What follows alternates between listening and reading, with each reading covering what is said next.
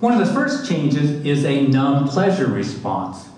It kicks in, and so everyday pleasures really don't satisfy a porn addict. At the same time, other physical changes in the brain make the brain hyper-reactive to porn.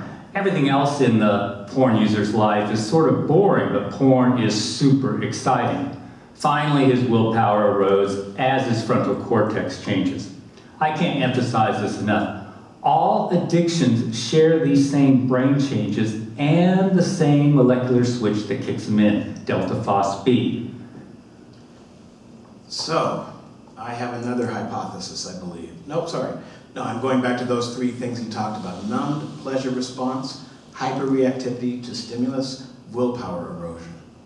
He's talking about porn.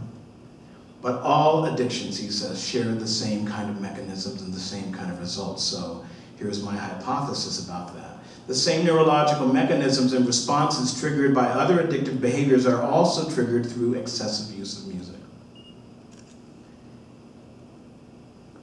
I'm hoping to encourage some of my colleagues at Dartmouth to test this.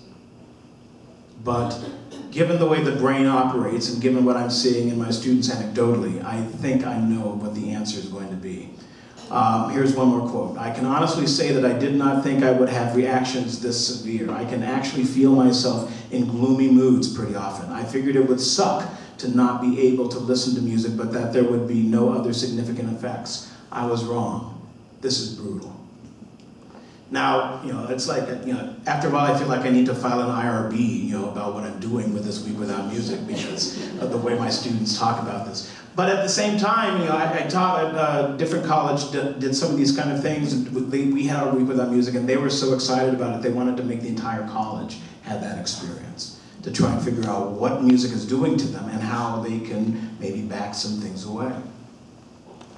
So I think I'm near the end of my talk here and at the end of my time. So some questions I'd like to just throw out to ask ourselves. What do we want music, how do we want music in our lives? And again, this is being conscientious about those kind of things. So how do we want music in our lives? And I'm using our in a very capacious way.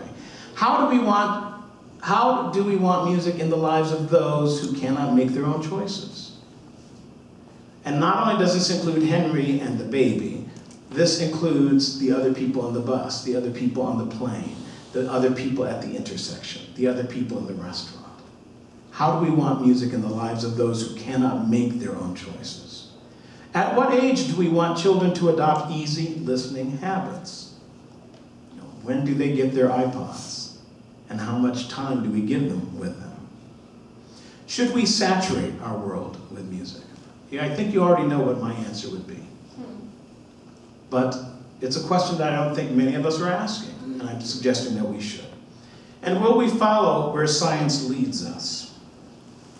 It's never good at the end of a talk to introduce a new idea, but I am. In the abstract, it talked a little bit about sports.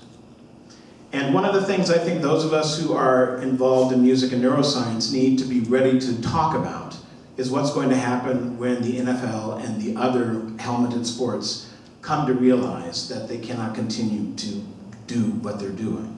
There's going to be tens of millions of dollars annually that's going to be reapportioned when the NFL, the NHL, and other major sports leagues shut down.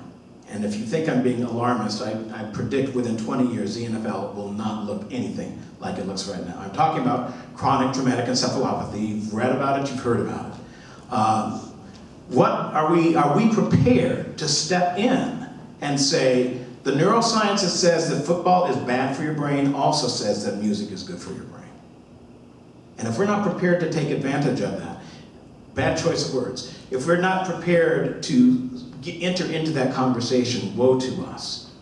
We need to be ready for that. It is coming. So I think, let's see, I always, when I talk about these things about music, I like to end with this one slide. Some of you have seen this, about there was a time when the medical profession, remember me with my lab coat, was all for something that we now know was harmful to your health. I have to believe that we're going to be in a place, we're heading there, where we're talking about music doing all these good things for us. But music can do bad things to us too. And we need to be aware of that. I titled this talk about Pandora, and this is an image of her. You notice I haven't talked anything about that particular music service, but I do find it interesting that they chose to name themselves after somebody where, once she opened that box, all hell broke loose. You'll also remember that after she opened the box, there was one thing left, and that was hope. I'm very hopeful that good things are going to happen by the things that you and I are talking about and the changes we're seeking to make and how we understand music. So, I thank you very much for listening to me talk about Pandora's Box, the effects of easy listening.